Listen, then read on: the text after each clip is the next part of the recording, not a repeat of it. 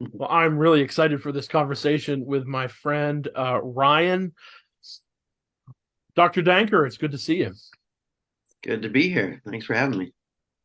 Ryan is the director of the John Wesley Institute in Washington, D.C. He is a former professor, a Wesley scholar. He's the president of the Charles Wesley Society. And here's something, Ryan, you and I have been friends for a long time. I didn't know this. You are on the steering committee of the Wesleyan Holiness Connection. What is that? That's true. The Wesleyan Holiness Connection is a group of about, gosh, I think there might be 20 different Wesleyan denominations, ministerial associations. I guess there's even like Seedbed even has a seat on that steering committee, Seedbed Publishing. But it's a gathering of the broad Wesleyan family, and it's interesting. My first meeting with them, trying to think. I've had a number of them now. I've been on it for a number of years, but I think the most memorable was when we were in London. Actually, we met in the international headquarters of the Salvation Army, Oh, right there in the right by St. Paul's Cathedral, okay. and so it's a broad group: Pentecostals, Holiness people, Methodists, Salvationists, everything, Yeah. and it's good. It's good. It's a good group of people. So Ryan, the maybe it's worth noting, the Wesleyan family is quite large and substantial. And when we talk it about is. the Wesleyan movement, we're not just talking about Methodists of a variety of stripes, United Methodist, Global Methodist, Free Methodist. That includes Pentecostals, Nazarene, the Yeah. Wesleyan Church, Salvation Army, as you mentioned, a plethora of kind of Black church traditions that trace their roots back to the Methodist movement. So, yeah, it's wide Yeah, the ranging. current president of the Wesleyan Holiness Connection is John Mark Richardson, who's a bishop in the Church of God in Christ, Oh, yes. a predominantly Black Pentecostal denomination, and Mhm. it's great, and it's funny because people in the tradition have a lot of things that bring us together, and there's some things that we've been debating for years, and they come up, Yeah, I'm but sure. we stay together. Yeah, yeah. So Ryan, I'm glad that you were able to spend a few minutes talking with me. I was, secretly looking for an excuse just to be able to hang out with you on Zoom and talk. Um, but I wanted to have a conversation with you because here at St. Paul's United Methodist Church, I'm spending 6 weeks preaching on some of the distinctive doctrines of Methodism. And as I've shared with my congregation, this is not to say or to imply that other Christian traditions don't believe in these things like grace or holiness or sanctification, but these are doctrines that, as the Methodist movement developed and then grew over time, have become theological distinctives for us that really define our movement and some of the things that we emphasize for the Christian life. And so, you're a prolific and profound Wesleyan scholar, and so I'm hoping that you might be able to kind of give us a bird's eye view, Methodism in 5 minutes or something about the origins of the movement, and particularly maybe its development here in America, Mhm. and then kind of maybe even up to the present day. So take it away, Ryan. In 5 minutes. That's good. So, well, I think the main thing to remember about Methodist history, and it's good to remember for Methodism today, is that it was a movement of renewal. The original mission statement of Methodism is to spread scriptural holiness across the land. Yeah. But before that, that's the famous part of the mission statement. It's actually to reform the nation, particularly the church, and to spread scriptural holiness across the land. And Mm. it was a movement within the Church of England, led by priests of the Church of England. The Wesleys were steeped in English Christianity and even high church English Christianity, which is really interesting to some contemporary Methodists. Yeah. But there was that element, this desire for renewal, but there was also, I think, something else that's even more fundamental to Methodism, at least from Wesley's perspective, and that is to restore what he called primitive Christianity. In fact, that was John Wesley's nickname. Most people don't know he had a nickname, but he did. When he was younger, he was called Primitive Christianity. Oh, I didn't know It's a that. weird name to Interesting. have. Yeah. Yeah. So Can you unpack restoring that? that. Like, yeah. Well, I mean, so John Wesley fell in love with the church fathers and with the practices of the early church, their intentionality, their commitment, their passion. If you read the church fathers enough, you see the passion and the love that they had for Jesus. I mean, it's amazing. And yet these are communities that really held firm to the faith once delivered against all odds. I mean, some of these church fathers were persecuted and martyred. But John Wesley fell in love with that era of church history and thought we need to retain some of the passion, the purity, the drive of that early period, and can we bring it to the present? Right? Can we restore the best of the past in the present? Which is also an 18th century concept of progress. Right? Yeah. We think progress is moving away from the past. In the 18th century, it was restoring the best of the past. And that's what John Wesley was trying to do with Methodism, was restore the best of the church. And he was trying to do that within the Church of England. So it's something to always remember, because I think sometimes we look at Wesley, and as Americans in particular, we often think of him as Billy Graham, who happened to have a three-cornered hat and knee breeches on, which is just not true. In fact, that's not accurate of Wesley nor of Billy Graham. Right. A revivalist, yes, but somebody steeped in the tradition of the church. So though you have to hold those two things in tension. But anyway, Methodism is about more than just John Wesley. That's something we also have to say. Yes. As much as I don't like to say that because I'm a Wesley scholar, but Methodism organized its own ethos and its own practices within the Church of England because of its small group ministries, because of its preaching, its army, Wesley's army of lay preachers, which is just a really radical idea, by the way. Yeah. And what you see is the formation of a distinctive Methodist practice of accountability, of watching over one another in love, of caring for each other, of encouraging people to move on to perfection. That was one of the key things of early Methodism. But also then participating in the sacramental life of the church, while they're also participating in what we can call the evangelical life of the small groups. So you have those things together. But what eventually happens when the Wesley brothers are gone is that Methodism essentially becomes its own separate movement. It's no longer a renewal of the Church of England. It becomes its own denomination. This is well after the Wesleys are alive. It's funny, and you won't believe how many times I've had to explain to anonymous Twitter accounts that John Wesley never left the Church of England. Right. But for some reason, they want to think that. It's just not true. Yes. But what does that mean for us? Well, so on the American side of things, there was this little hiccup called the Revolutionary War. And essentially what happened was, in the aftermath of the revolution, Anglicanism, broadly conceived in the colonies, ended up being organized into three separate groups: Northern Episcopalians, Southern Episcopalians, and Methodists. Mm-hmm. This is our pedigree. Now, right. the Episcopalians all got together, and the Methodists got together themselves. And so in 1784, Wesley sends over the materials for the Americans to found the Methodist Episcopal Church. And so it's interesting because you look at, like I said, this is all really Anglicanism. You have the Protestant Episcopal Church and you have the Methodist Episcopal Church, right? Mm-hmm. Now we call them the Episcopal Church and the UMC, or UMC and GMC, I should say. Mm-hmm. So anyway, this American Methodism really takes on, though, some of the revivalistic patterns of the 19th century.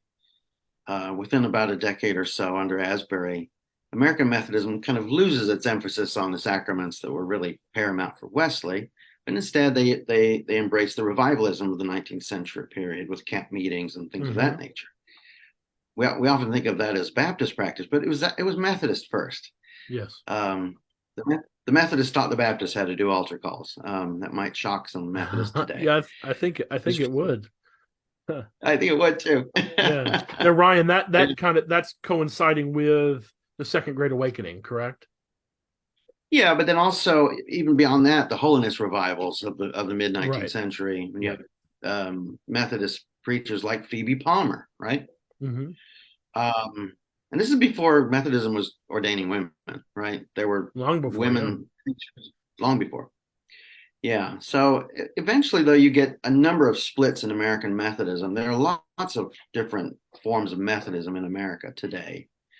I've already mentioned the UMC and the GMC, but we have the Black Methodist groups, the AME, the AME Zion, and the CME, who would come out of predominantly white Methodism. But then you also have the holiness movements that came out of mainstream Methodism, like you mentioned the Nazarenes, the Free Methodists, what will eventually be called the Wesleyan Church. And then even later, you have Pentecostals who are connected as well that come out of the Azusa Revival, who also had Methodist pedigree to start with, but then organized themselves separately, particularly like the Assemblies of God and the Church of God in Christ.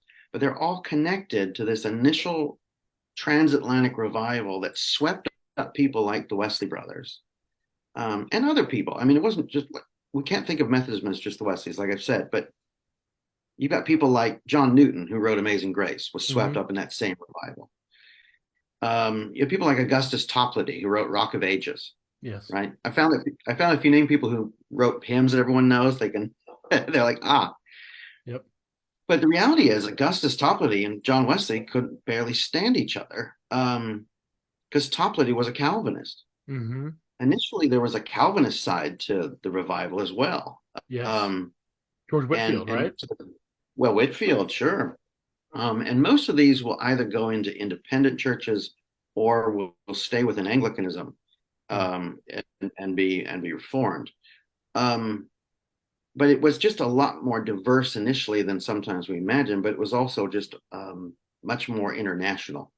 And my doctoral advisor, David Hempton, he's up in Boston now, but he talked about the revival as an evangelical revival that swept from the Alps to the Appalachians. Of course, he's from Ireland. He doesn't know how to say Appalachian. So I guess for the people at St. Paul's, I should say Appalachian, shouldn't I? But Appalachian, there you go. But it was this international sweep of evangelical life that caught up all these people. And here's the thing that was driving them, and this is something I don't want to leave out. This is driving the Wesleys, Asbury, Phoebe Palmer, all these people. The idea that an encounter with the living God will change you, and radically so. Whether it's the first time you encounter Him or whether you have kind of a humdrum relationship with God, there will come a time, they called it the new birth, where it'll be something so radical that it has to be described as being born a second time. And this happens to these people, and they just don't know. Half of them are like, how in the wide world did that happen? And it's a beautiful thing. It's after these kind of evangelical experiences that you see people going into the fields to preach to anybody who would hear, or after his experience of assurance in 1738 that Charles Wesley really starts writing hymns. He was writing hymns before, but the flow really starts afterwards. So that's something I want to keep in mind when we talk about what is Methodism, what's its history. Well, it's people who've been swept up by the transforming grace of God. And it's an amazing history, because when you spread these people around the world, they're going to take their faith with them, right? It's heart religion. They call it heart religion for a reason. Yeah. And that's part of the spread of it. Yeah. Yeah. Ryan, could you give us... Oh, go ahead. Sorry. Well, I was going to say about American Methodism in particular. American Methodism saw dramatic growth in the 19th century. They call that the Methodist century, in fact, in America. And here's why.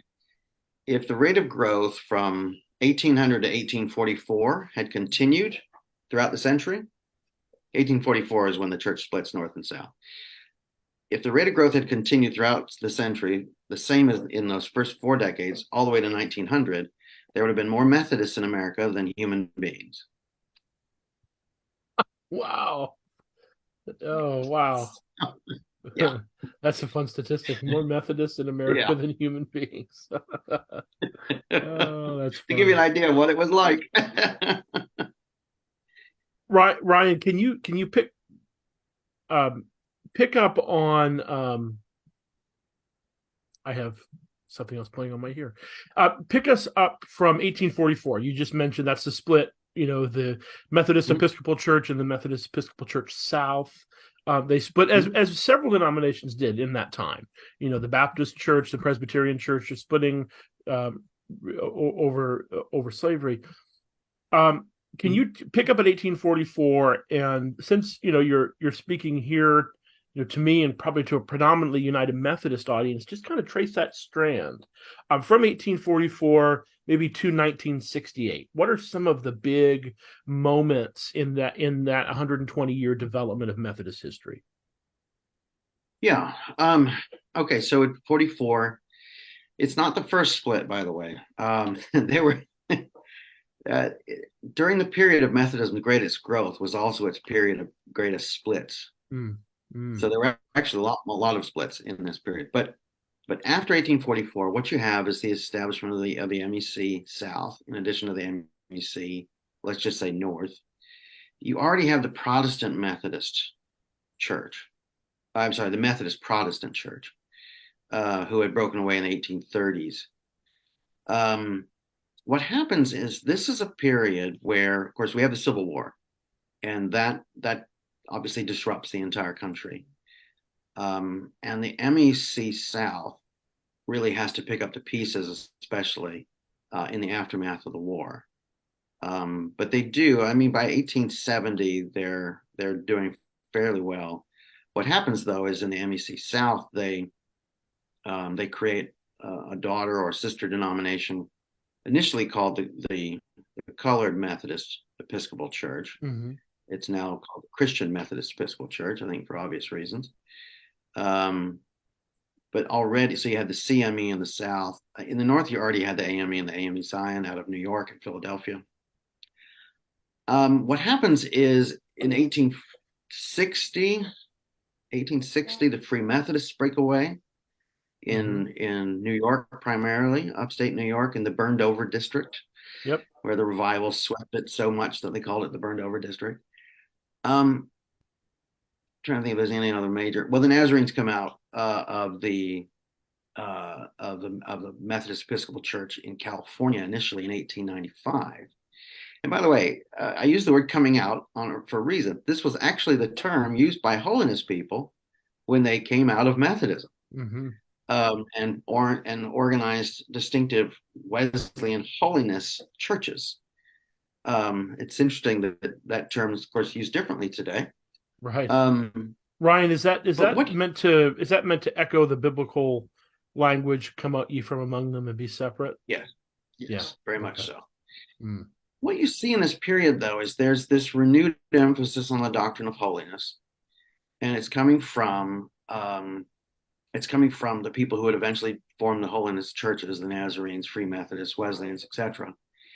And you also see on another parallel plane there is kind of the growing respectability of mainstream Methodism. Mm-hmm.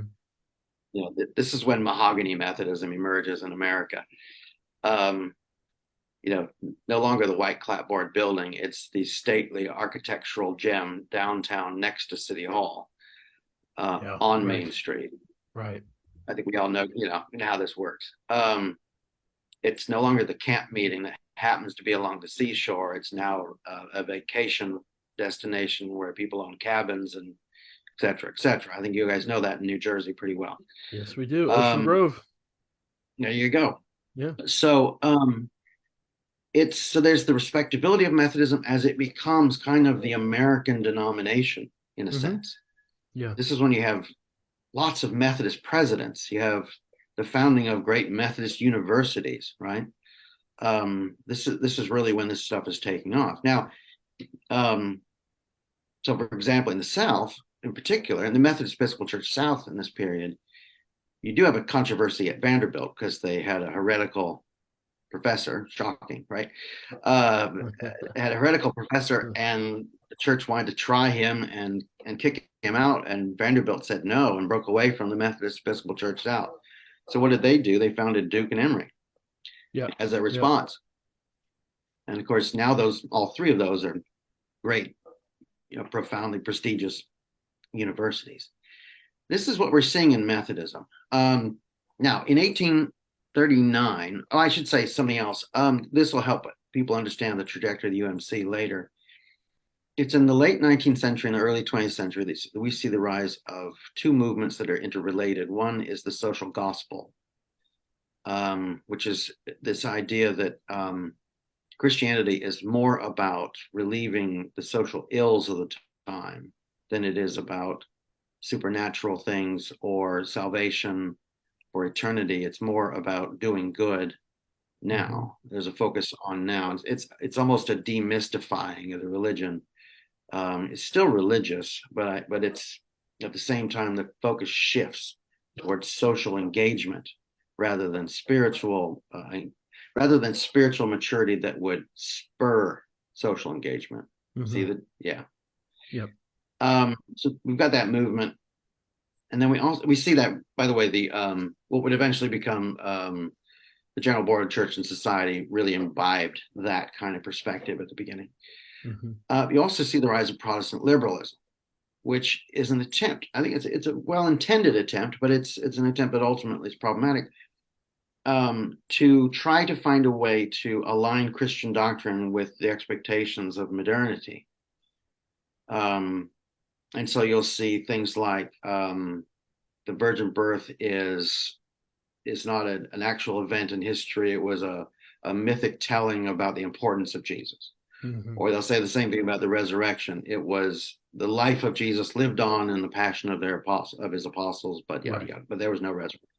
Things of that nature come out of Protestant liberalism, and this kind of thinking will get into Methodism, and will cause significant tension, and that tension continues even to this day.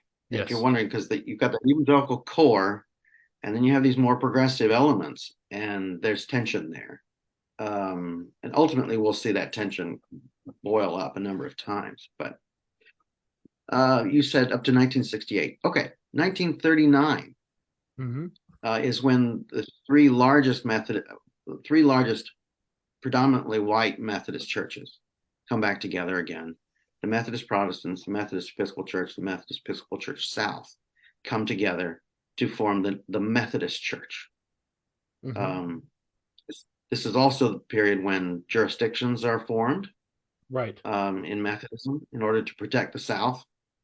They didn't want Yankee bishops, but also can you define jurisdictions for us? Can you define the jurisdictions, like what that term means? So it's a particularly now a United Methodist thing. There are 5 jurisdictions within the UMC.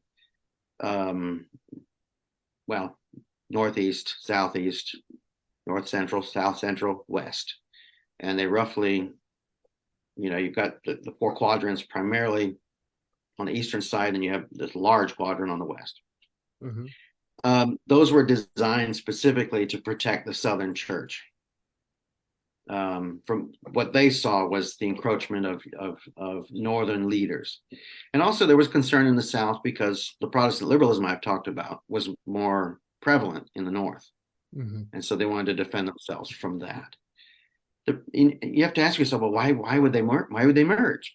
Well, this is the end of an era in American Christianity where unity at almost all cost was just a passion. This is the real start of the ecumenical movement, and they brought this all together because they thought they had to, otherwise they were being unfaithful. Right. We live in a time of polarization and division. They lived in a time opposite to that. Now the thing is, though, in order to do that, Methodism created something that was horrible, which was a segregated jurisdiction, the central jurisdiction for its African American members. So that unity came at extreme cost to everybody involved. 1939 is, you can look at it and see some positive things, and you can look at it and think, my goodness, maybe they shouldn't have done that.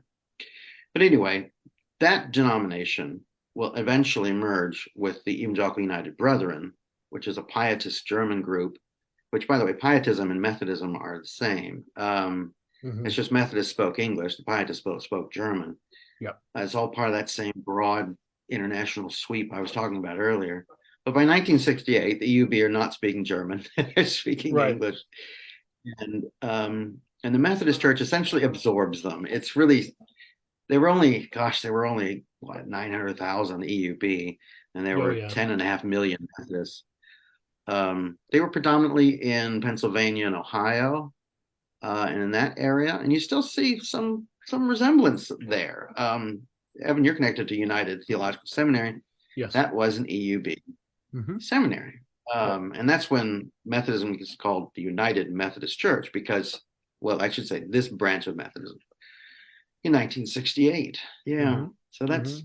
that's a real quick rundown of American Methodism That's culminating in 68. oh, that's great. In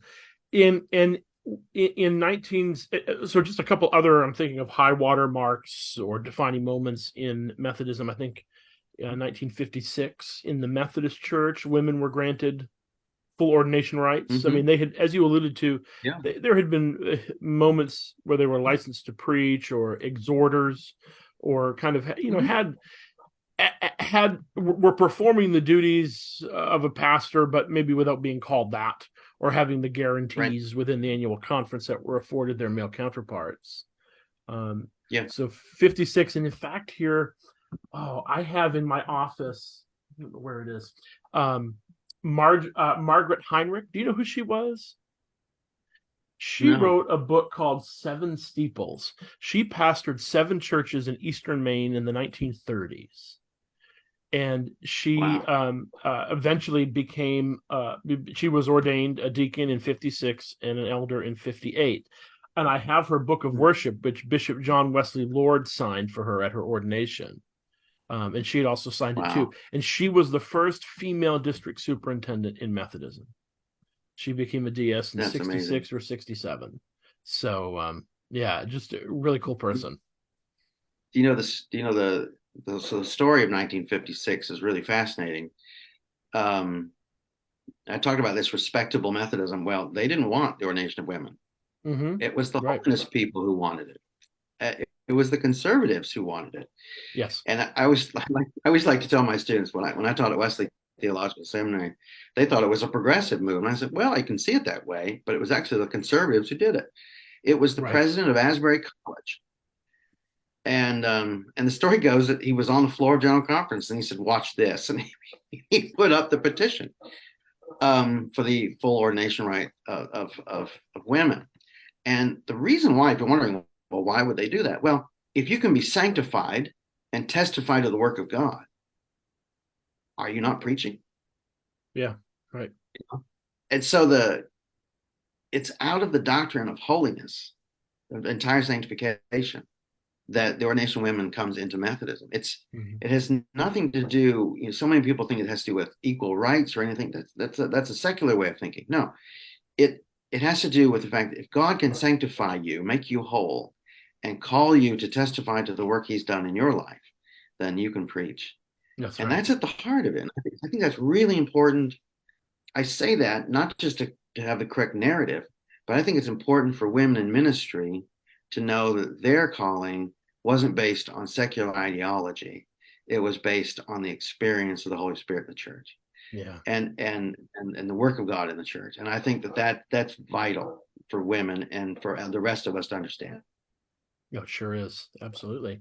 And some of the ancillary bodies to the Methodist Church, or Methodist Episcopal Church and the Methodist Church and the UMC, such as some of the Pentecostal denominations that we have mentioned, the Church of the Nazarene, the Salvation Army. I mean, these are bodies that have been recognizing women preachers, licensing them and ordaining them long before the Methodist Episcopal Church, the Methodist Church did so. So, and those have historically been very conservative theologically, those denominations. So I think just more to your point, that is a movement birthed out of and fostered within conservative denominations. Yeah. The first denomination was the Wesleyan Church. It was called the Wesleyan Methodist Connection back then, not to confuse anybody, but the Wesleyan Church in the 1840s they ordained women. The Church of the Nazarene ordained from the start, 1895. Mm-hmm. In fact, I knew when I was a kid growing up, I knew one of the original women preachers of Methodism. She had to have been in her 90s when I was a kid. And I'll tell you what, Wow. she still had that fire in her eyes. Yeah. Yeah. That was, yeah, the Reverend Yeah. McKinney. I don't remember anyone ever using her first name.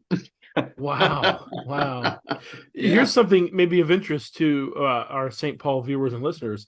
I believe that the first woman ordained in the Methodist Church in '56 was a woman by the name of Maud Jensen, who came out Mm, of the United Methodist Church in Madison, New Jersey, which is a large brick church right on the corner of the campus of Drew University. So look at that. just a neat connection between that conversation and New Jersey. Yeah.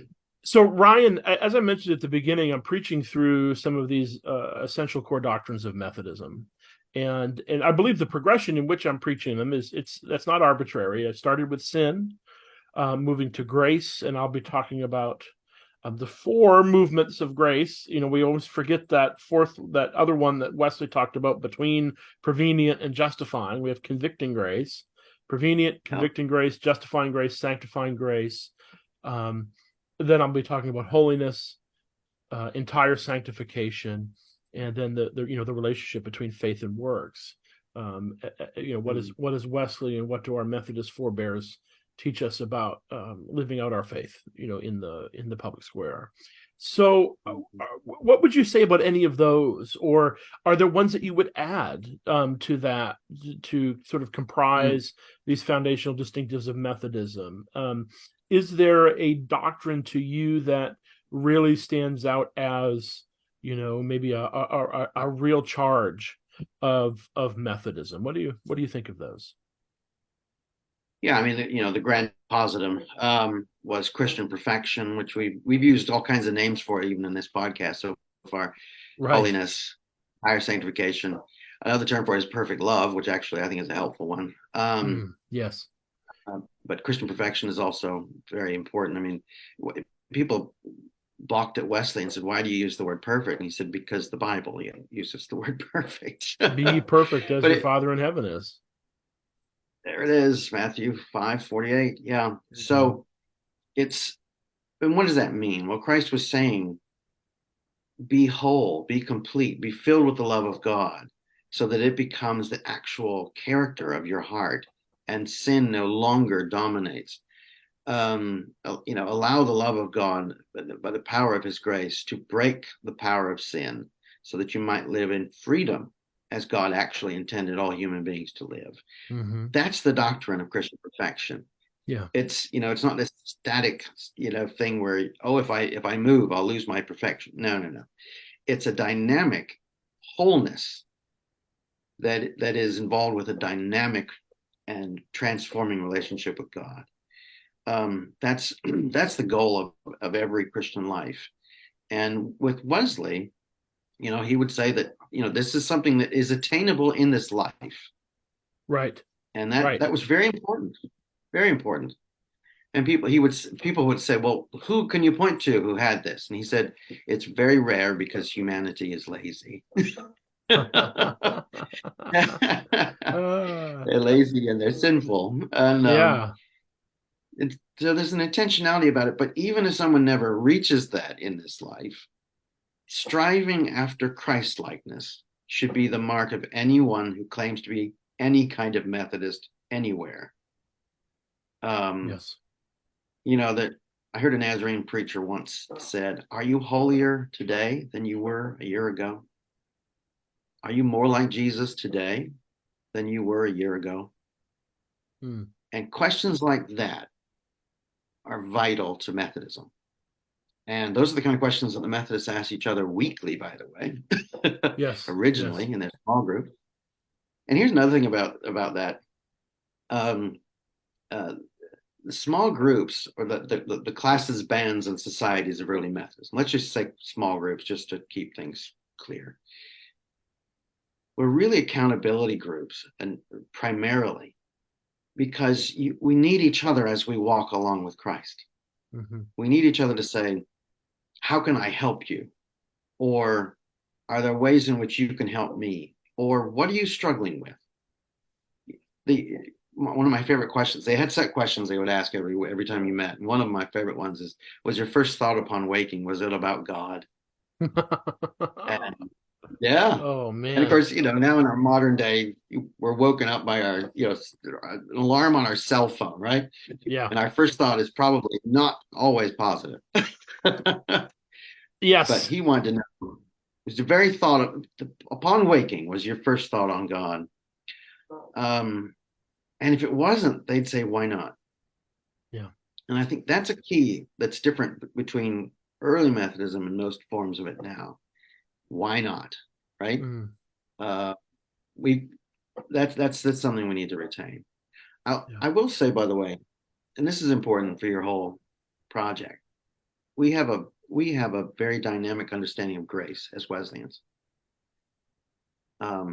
It's I still remember I asked. So I was speaking to a group of local preachers in Charlotte, North Carolina, and I said, and they kept using the word grace. And I said, all right, y'all, define the word.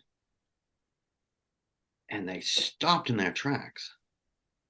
And I was like, what does it mean? And they said, well, it's grace. I'm like, can't use the word to define the word. What does it mean? Right. And finally, yeah, I was like, come on. And finally, somebody said, it's like a nitro pill. And I thought, that's better than the average answer. Yeah. At Yeah. least, at least it's dynamic enough. Well, so the average evangelical in America would say that it's unmerited favor, Hmm. right? Which is a reformed understanding, and it's Right. fine. There's an element of that, but Wesleyanism comes out of Anglicanism. An Anglican understanding of grace is essentially that it's the power of the Holy Spirit. Yeah. Yeah. It's Yeah. dynamic. It's relational. It's transforming. It's not static. It's not simply the idea of the granting of favor. It's the Hmm. granting of power. Yes. And Right. there's a Right. big difference there. Hmm. And I think we need to understand that when we talk about prevenient grace, convicting grace, justifying grace, sanctifying grace, maybe every once in a while we need to say prevenient power, convicting power, Yeah. justifying power, Yeah. divine power, Yeah. because that's what it really is, and that's important. Yeah. Ryan, the very first Sunday in the series, as I mentioned to you before we started recording, I wanted to spend time talking about the fire at the Epworth Rectory, the Aldersgate experience in May 1738, and then Fetter Lane on New Year's Day in 1739. And I think you Mm-hmm. see that just what you were talking about with grace. I think you see that if you look at Aldersgate and if you look at Fetter Lane, and I know you can speak to this in ways that I can't, that this seems to be a perpetual kind of conversation within, Wesleyan scholars, is like, which one is the moment? I think you have to take them together, Yeah. because you see in Aldersgate, I think that's more the forensic understanding of grace, right? That Wesley says, he understood the benefits of what Christ had done for him as for him, not just for humanity in general or for people Yep. sort of in a non-specified way. He understood it applied to him.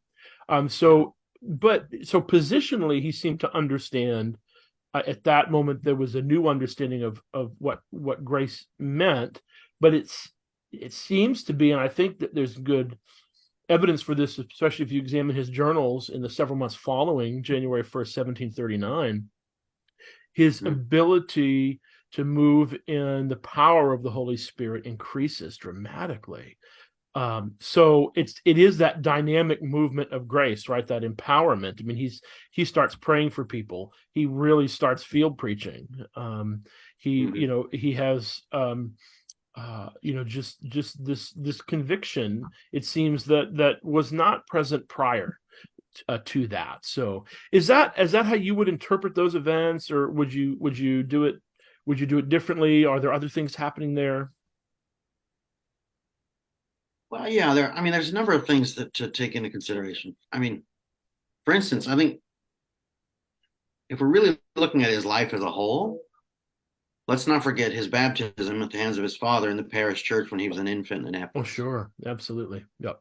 You know, that's when he was plunged into the grace of God. Mm-hmm.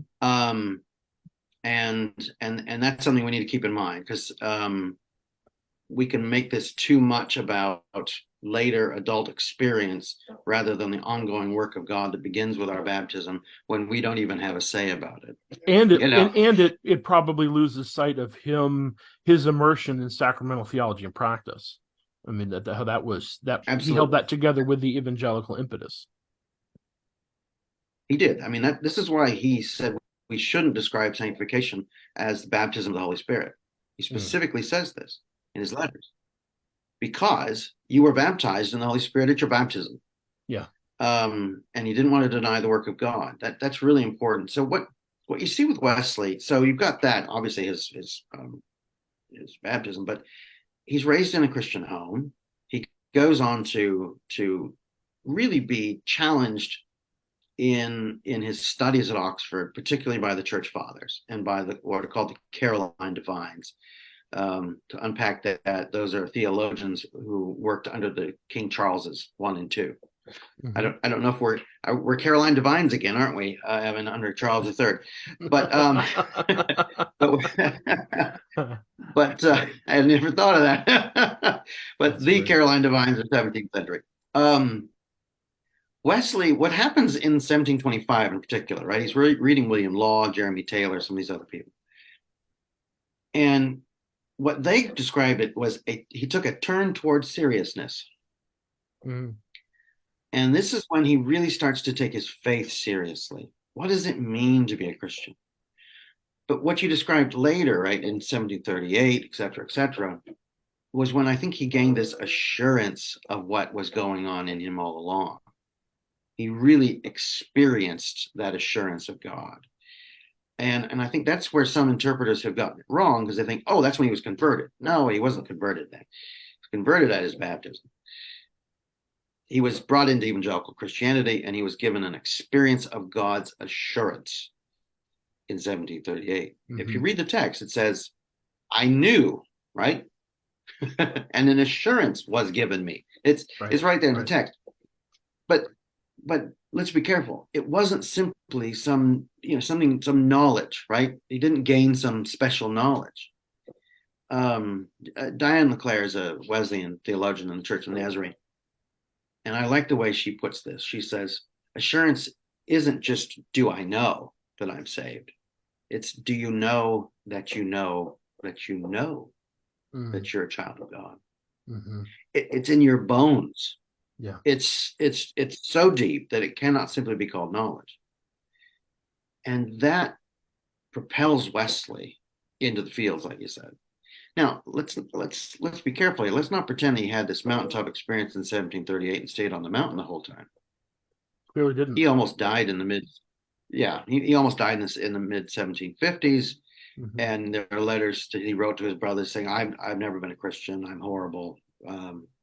There's no way God's using me in any way." And obviously, he's in this melancholy state because you know what? John Wesley was human. Mm-hmm, that's right.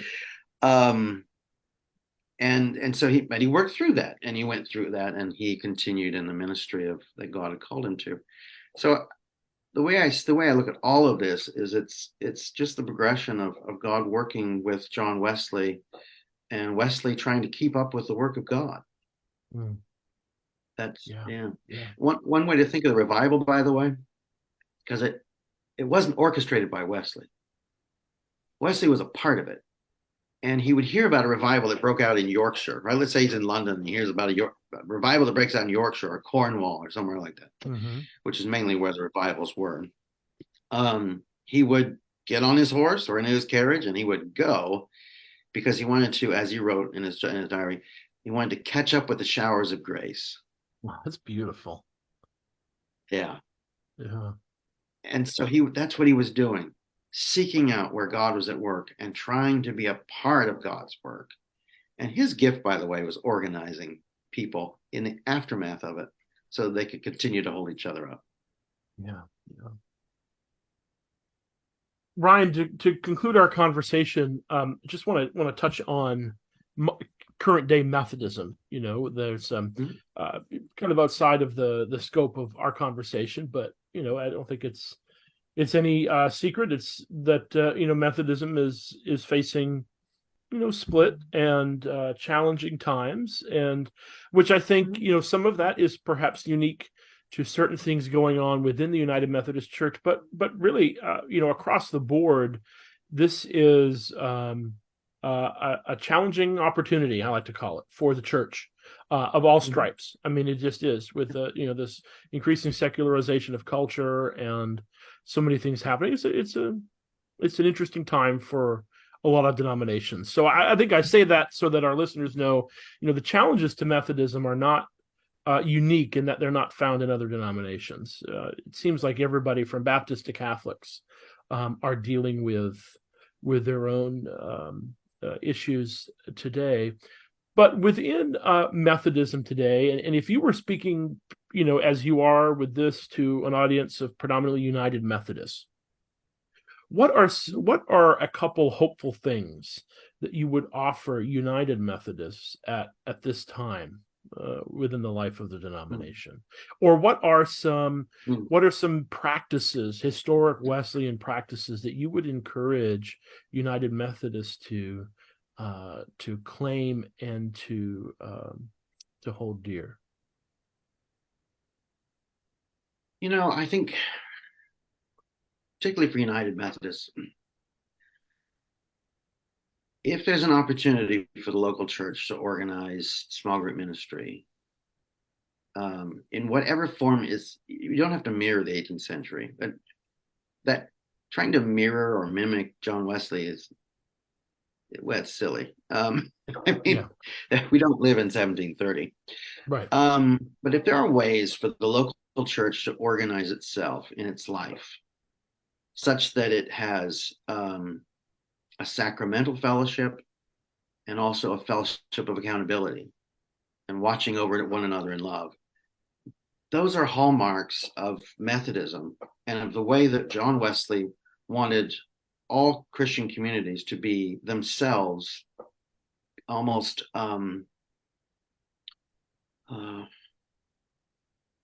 organized to see the benefits of the new birth. The local church is not organized simply to provide social outlet or simply to have the best pipe organ or the best praise band or whatever you happen to want. But it's, how do we create outposts of God's transforming love and grace so that people's lives are changed to become more like Christ? And how do we organize ourselves in our locality such that we can promote and experience that work? That's what I would say to modern day Methodists, United Methodists, or any kind of Methodist, is how is that the focus of our life together? And like I said, not just mimicking Wesley, but the thing to glean from Wesley is that he found different ways for people in England in his day and age to help them walk with Christ better, or better walk with Christ. Excuse me. Sorry to the English teachers. How can we do that in our own setting? How can you do that in New Jersey? How can I do that in Virginia? That's a question I think that would be a really good thing. The other thing that I've found lately amongst Methodists is there's this interest of reading Wesley, and I encourage you to do so. Here's the key, by the way. Some people pick up his sermons and they're like, "Oh, these are hard." Well, this is how I taught my students in seminary when I taught Methodism. We expect the sentence to finish earlier than an 18th century sentence actually finishes. Yes. Read to the end of the paragraph. That's the key to understanding 18th century English. Read to the end of the paragraph. Don't imagine that the point is going to be picked up where you think it is. And once you figure that out, all of a sudden it opens up, and the sermons are a rich resource. You also have other writings from Wesley, like the character of a Methodist. It's a short and beautiful description of the Christian life. Another thing that modern day Methodists, and particularly United Methodists, can participate in is recapture the Charles Wesley hymnody. Whether you've got a grand pipe organ or a praise band, I don't care. The richness of the hymnody is there. And I was on the Methodist Catholic Dialogue for 7 years. And it was amazing when we introduced the Catholics to Charles Wesley. They were just floored. Really? And Oh, oh yeah, they like him more than most Methodists do. oh, that's awesome. Yeah, because he's got this rich sacramental theology combined with this evangelical passion and the transforming power of God. And they come together in Charles Wesley and in his poetry, which, let's admit it, sometimes the Christian faith is best described in poetry. Hmm. You know, Yes. how do I describe the new birth, this radical experience of encountering God? I could try to articulate it in narrative form, but I could also write about it poetically, like Charles Wesley did with "Oh 4,000 Tongues to Sing." Hmm. That's what he was talking about. Um, I would say this for United Methodists today, in this time of Methodist realignment, as I'm calling it. It's a very polite way of putting it. Stay stay positive.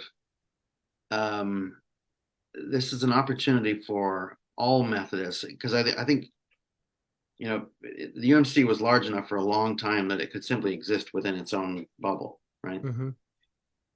Now I think what's happening is Methodists are starting to see that these other groups we've mentioned are their brothers and sisters too.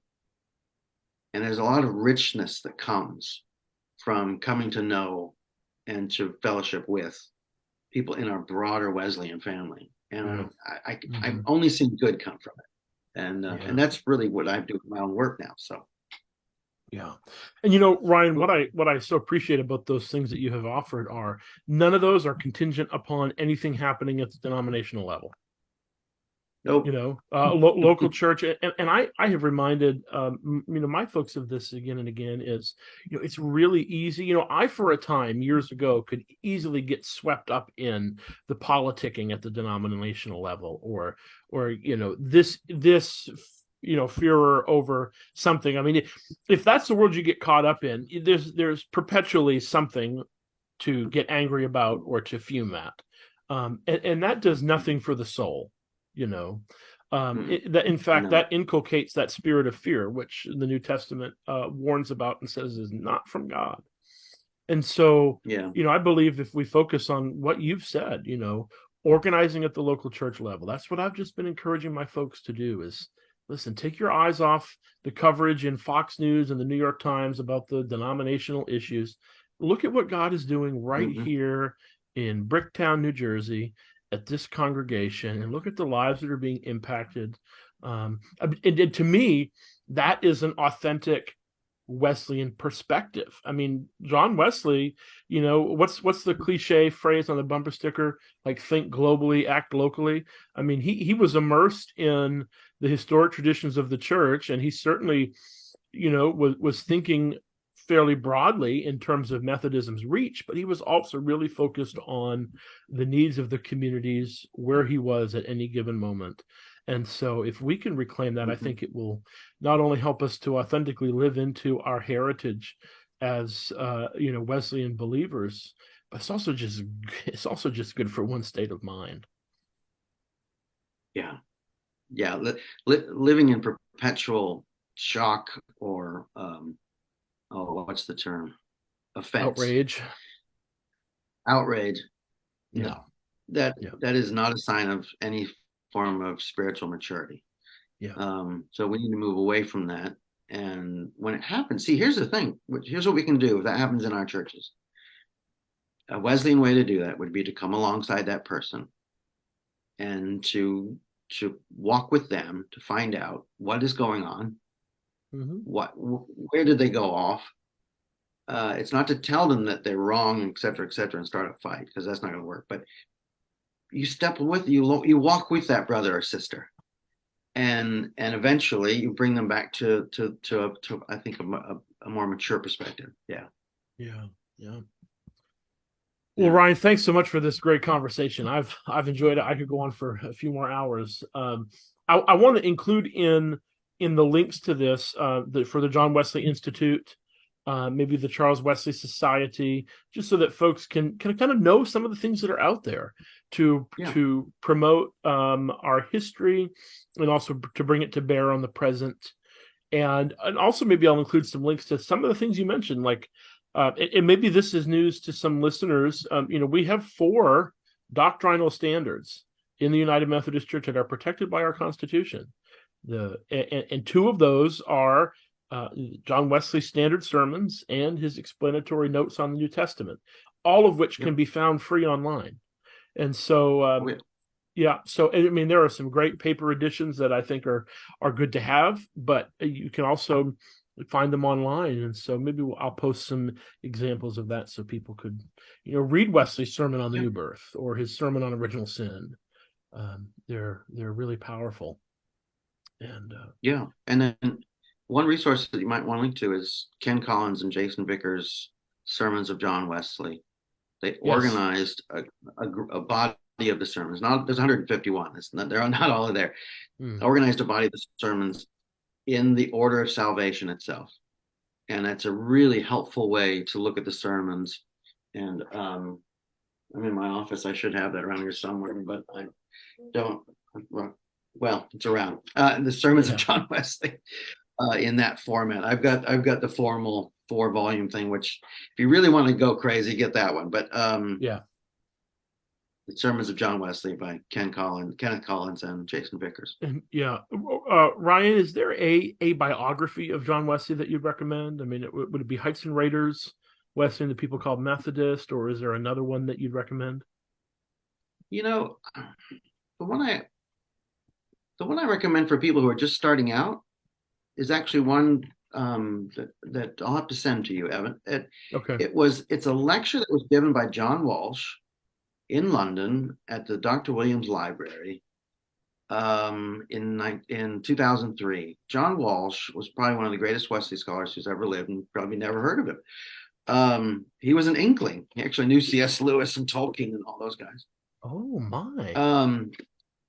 Yeah, hell yeah! Wow. But he gave this lecture on the 300th anniversary of Wesley's birth.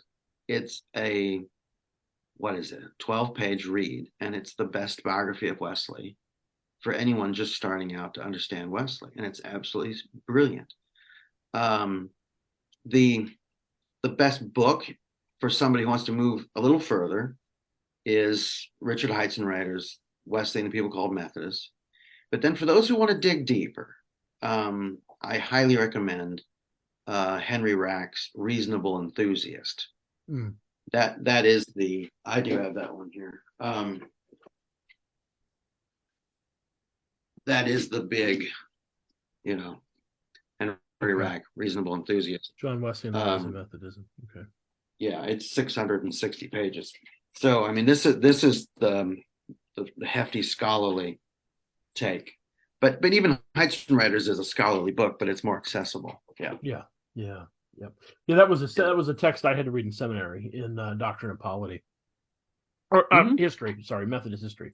I read that Heisenreiter book, and I know that was kind of and I guess still is kind of a standard bearer for an accessible yet scholarly treatment of Wesley and the rise of the Methodists. So, yeah.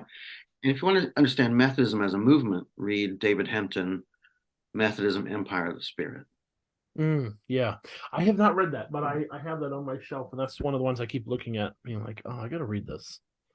Read this. He was my doctoral advisor. So, and I think too, and again, these are ones you can find online. Wesley's treatise on baptism, which I know he largely just adapted his dad's work, but that is a fantastic tract and a plain account of Christian perfection. Yes, which he done. Again, I've just found, in conversations, people get hung up on that word perfection, and they think that, we're talking about sinless perfection, and that's not what Wesley meant. And he gives a beautiful definition of Christian perfection in that text. I think it's one of the first questions he answers, because it's set up in like a question and answer format. One of the first things that he approaches is, what is Christian perfection? And he defines it beautifully. And I think if we can get past the hang-up some people might have when they hear that word perfection, we'll really be able to embrace that doctrine and see how it really is both biblical and applicable to Christian life today. So, absolutely. Yeah. So anyway, I could keep going on, but I know we got to bring this to a close. You got to pack and get ready for a trip overseas. Yeah, So going to London tomorrow. So yeah, well, well, Ryan, thank you so much. We'll put the links in there for the John Wesley Institute, Charles Wesley Society, and hopefully some folks might engage with some of those resources as they continue to learn about who we are as Methodists. So, thanks, Ryan. wonderful. Thank you.